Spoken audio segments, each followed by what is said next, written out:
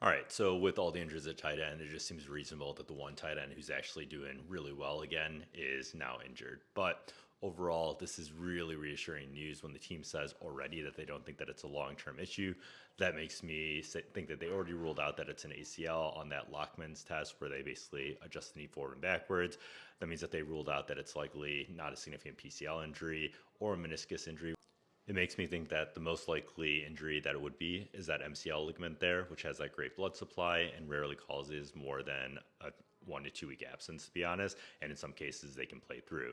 Could also be a patellar contusion, like a knee bruise or something like that. There's a wide variety of things, but for the team to release a statement thinking that they don't think it's a long-term issue, in my opinion, is very reassuring and says that they're basically going to get a precautionary MRI just to make sure that nothing's out of the ordinary. People are like, how can you know, or how can the team know that it's likely not a long-term injury? So when they do this Lockman test, it's a pretty reliable gauge in the acute setting right after the injury happened, whether or not the ACL is ruptured.